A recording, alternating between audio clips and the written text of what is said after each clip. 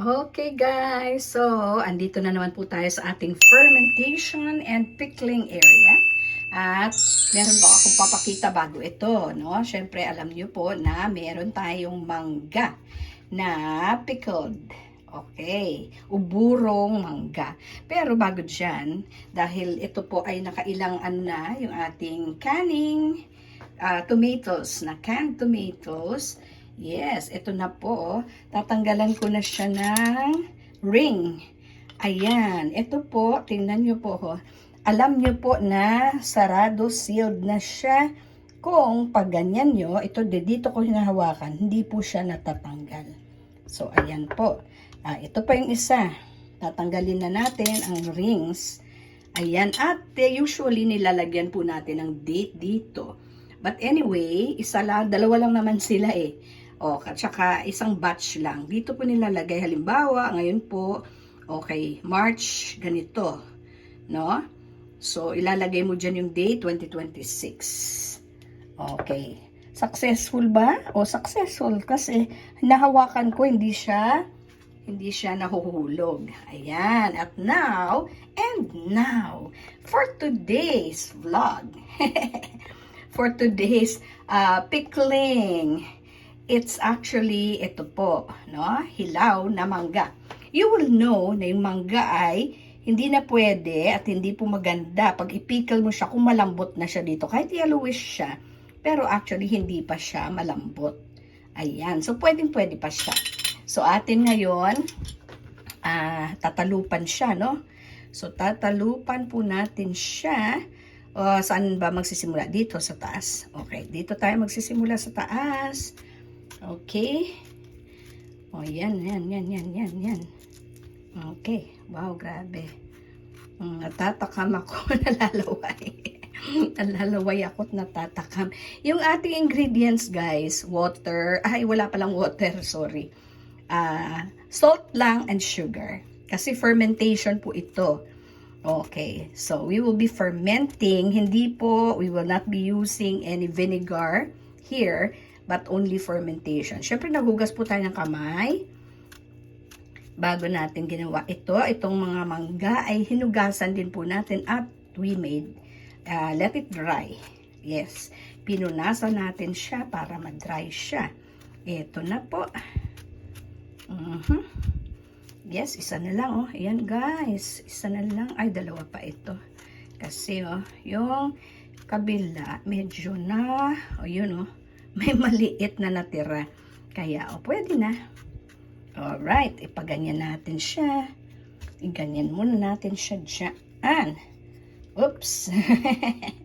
Oops. Hindi, ayaw niya tumayo, Sige lang, pahigain mo na yan. Ihiga mo na yan siya. Okay, dito na naman. Dito tayo sa kabila. Basta, sugar and salt lang. Salt and sugar. So, konting-konti lang. Yellow na nga ito, no? Pero ito yung manibalang na masarap. Yellowish na siya, Wala na po kasing mangga doon na green talaga.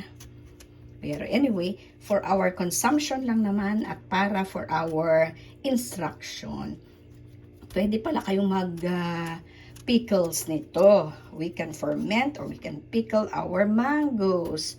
Kasi sayang, no? Diba? Oo, sayang po yung mga mangga.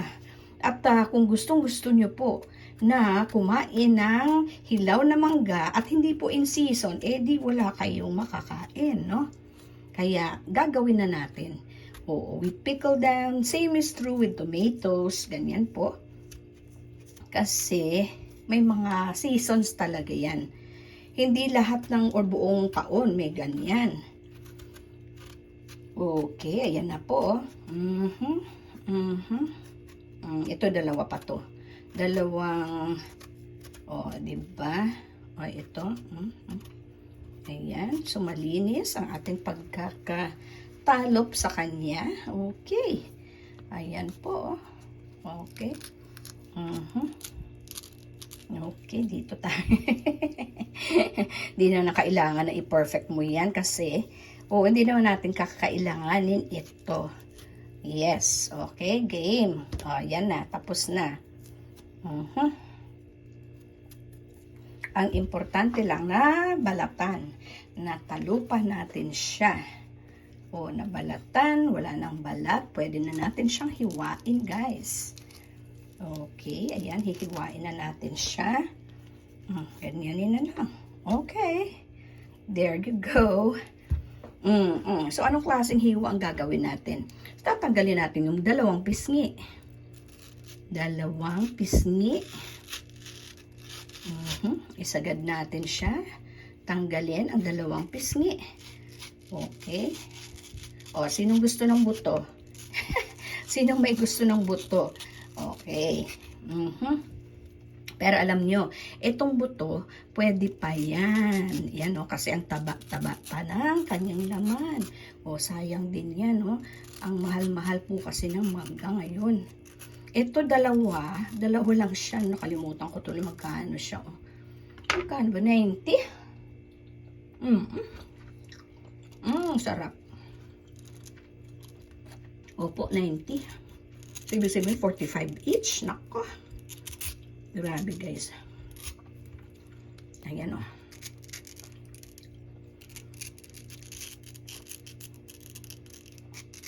Nako, tulo laway ko. Tulo laway. Ito, okay. So, dahil na ganyan na natin siya, ito po, pagkasya natin siya sa lalagyan natin. Yung lalagyan natin ay, isa. Okay. Dalawa, tatlo, apat lang siya, guys. Sa bawat pisngi, apat lang siya. Isa, dalawa, tatlo. Ito, sobrang liit na pagka inano pa natin yan.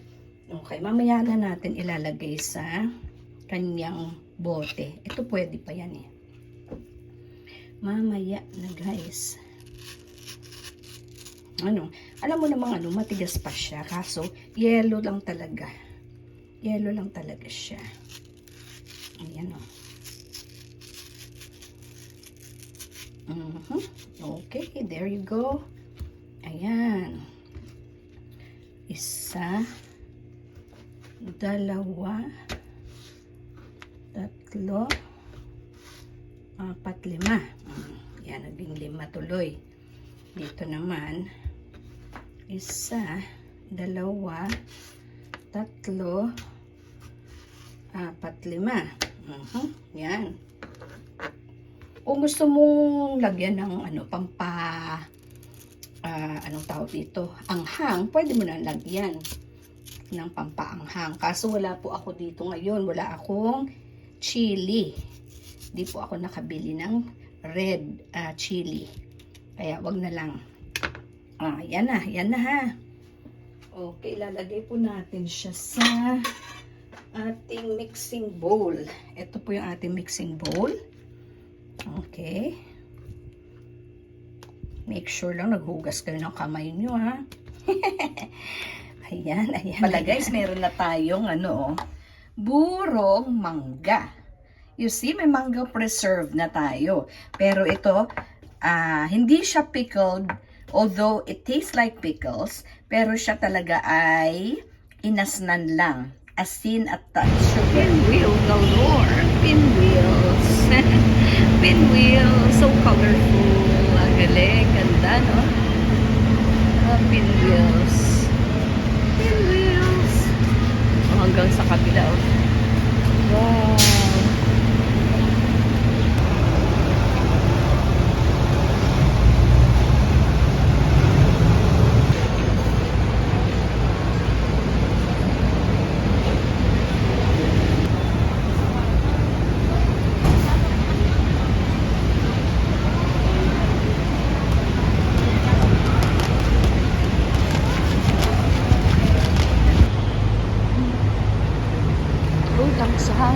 Kulang sa hangin.